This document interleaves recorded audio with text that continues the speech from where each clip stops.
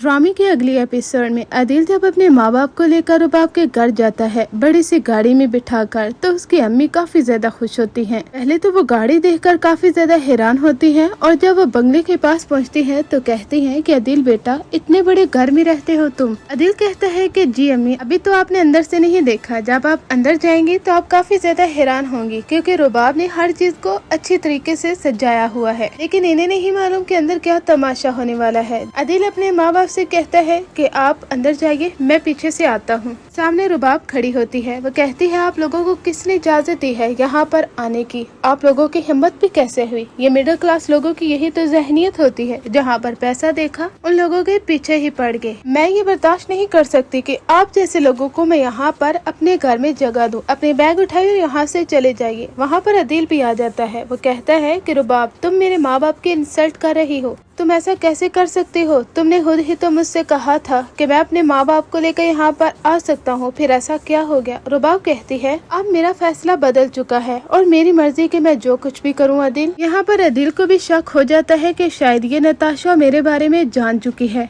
अदिल के बाबा कहते हैं कि रुबाब बेटा, क्या हो गया है? इस तरह हम पर क्यों चिल्ला रही हो? तुम चाहती हो कि हम यहाँ से चले जाएं, हम चले जाएंगे, लेकिन जो जुबान तुम हमारे लिए इस्तेमाल कर रही हो वो बिल्कुल सही नहीं है। रुबाब कहती है कि आपने अपने बेटे से पूछा है कि उसने क्या हरकत की है? मुझे चीट किया है इसने। शर्जीना बिल्कुल ठीक कहती थी, ये मेरे पैसे की वजह से मेरी गुलामी करता था और उसी वजह से ही मेरे आगे पीछे घूमता फिरता रहा। मुझे क्या मालूम था कि इसे सिर्फ और सिर्फ मेरे पैसे से प्यार है। आपका बेटा अपनी बीवी को छोड़कर दूसरी लड़कियों के साथ इश्क माशूके के चक्कर चला रहा है। ये सुनकर उसके अब्बा के पांव तले तो जमीन निकल जाती है। वो कहते हैं कि ऐसा कैसे कर सकते हो अदिल बेटा? जब तुमने शर्जीना को छोड़ा था और रुबाब का इंतखाब किया था, तब भी मैंने अब तुम्हें इसलिए माफ किया है कि तुम रुबाब के साथ अपनी जिंदगी शुरू कर चुके हो और अब तुम इसे धोखा देकर किसी और लड़की के साथ फिर चला रहे हो। मैं सोच भी नहीं सकता कि तुम इस हद तक गिर सकते हो। वहाँ पर अदिल तो काफी ज्यादा शर्मिंदा होता है और फिर वो बोल ही पड़ता है। वो कहता है कि अब्बा, आप नहीं जानते, शर्जीना मेरे लिए काफी ज्यादा अच्छी बीवी साबित होती। मैं इसके साथ रह रहकर काफी ज्यादा तंग आ चुका हूँ। इस तरह की टॉक्सिक लड़के के साथ कोई भी गुजारा नहीं कर सकता। हमेशा अपनी जायदाद का ताना देना,